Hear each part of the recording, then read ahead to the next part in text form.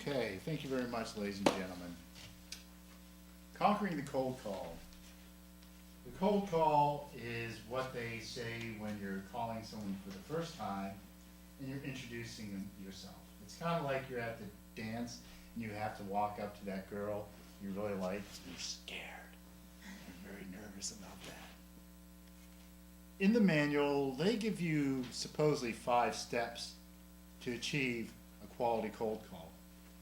However, I believe if it was only 5 steps, we'd be all rich. There's a couple more steps. I put down off the top of my experience about 13 to 14 steps to achieve a quality cold call. So let's begin. Last time I spoke, I talked about sales. I did talk about setting up a call center, because that's usually where the cold call starts, or if you're at a home business, maybe your call center is actually your living room. For most of us, this is a really frightening experience. It's kind of like your icebreaker. It really defines what people think of you. First impressions. Remember, the first time you meet someone, that first impression lasts a long time until, of course, you get to really know that person. But this is an essential part of sales. Cold calls are, people who are good at it, are absolutely, positively going to be assured success in the sales business.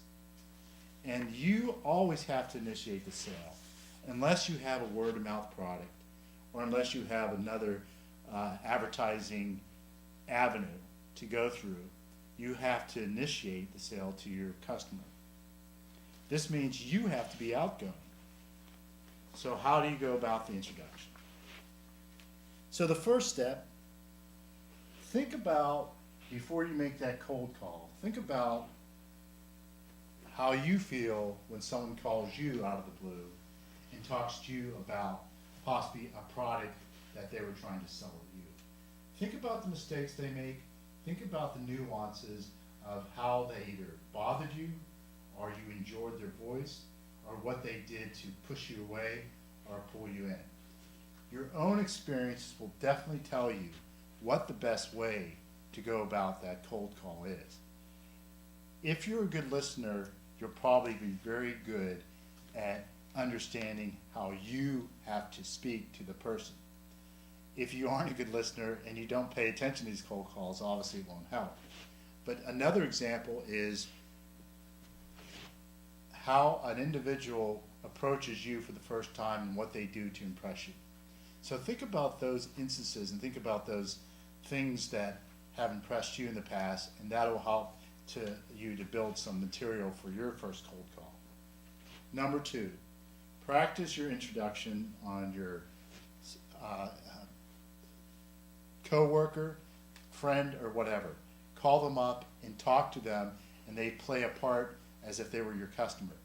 Do this definitely 2 or 3 times. Have them critique you, just like we critique speakers here, and make sure that you're ready not to stutter, not to stumble, and build that first impression. This takes practice. This is trivial, but this is important. Always use a landline to make a call.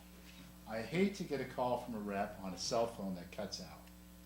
Unless you're a traveling sales type, landlines give a crystal clear signal, and if people call me up on cell phones and they're on a car or there's background noise, it's a horrible way for you to initiate the first conversation.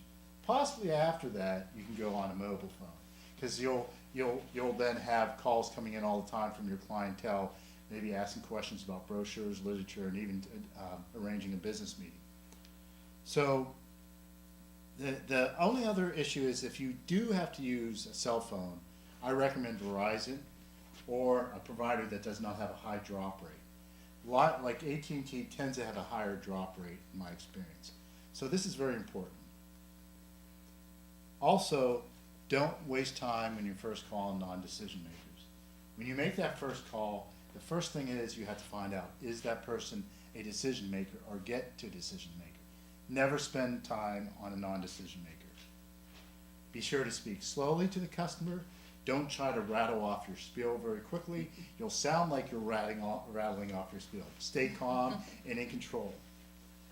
The customer has to comprehend what you're saying, and that's another thing you have to practice at, making sure the person is understanding every word and you're announcing it correctly. Another thing people don't realize, you have to call lots of people. There's power in numbers. There's a very talented sales rep, but they don't want to do the numbers thing. It bothers them. If that bothers you, stay out of sales. Respect your time for your client.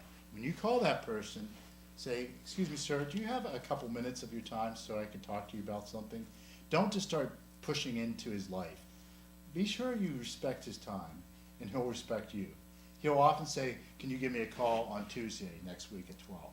And so be it. Then you schedule your phone call and follow-ups. You have to always schedule these things, because what you're going to do, you're going to eventually, after 1 month, have 20 to 30 contacts. And you may have to call them over and over 2 to 3 times, and to even ensure a meeting or an engagement. And if you don't schedule, you'll get confused who may be calling you back. Like a person says, "I'll call you back on Thursday," and then you don't schedule it, all of a sudden it calls you back. It's rude, you don't even know who's calling back. Also, find out if they have money or a need for your product. And we'll demonstrate this later. Don't waste your time if either are not true. Once you find out they don't have a need or your money, you're out of there as fast as possible to your next phone conversation. Make sure you have information in front of you that it tells you about the product. Have an introduction speech written, so in case you start to stumble and freak out, you can look down at the introduction speech and reestablish yourself. And also remember, logic and proportion do not always convince the customer. Emotion versus facts.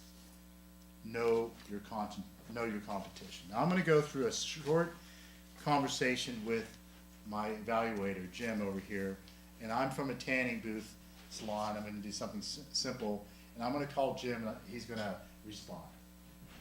Ring. JK Enterprises, Jim speaking. Hey, Jim, this is Charles. How you doing today, sir? Good. Do you have a couple minutes? Sure, Charles, go ahead. Hey, we're calling our customers because we're having a giveaway. It's a vacation giveaway, but I was just wondering, are you traveling abroad to, say, a beautiful beach somewhere and enjoying the summer weather? It's pretty uncanny that you asked, but yes, we do have a vacation planned. Interesting. You know, in the last 2 weeks, we've had a lot of customers come into our tanning salon. You know why? It's been raining? No, actually, the reason they came in the tanning salon is because they're getting prepared to go on vacation, and it has been raining, and they're white as ghosts. But you know what's great about that? It only takes 2 weeks to get yourself prepared so you don't get that nasty sunburn. So how do you feel about this? Would you like to come in a special introductory offer 4 times? It's super easy. It sounds like you're going to an exotic place, and you don't want sunburn to ruin your vacation, right? Oh, I've been down that road before. Yeah, that first day is I know. rough on a Seattleite. Hey, I'll tell you what, Jim. Can I get your address? Can I send her out 2 certificates for you to come in? The first one's a free, the next one you pay only $20. Would you like that? So, first one free, no obligation? Exactly. Sure, send it to me. Sounds good. Well, thanks a lot for your time, Jim.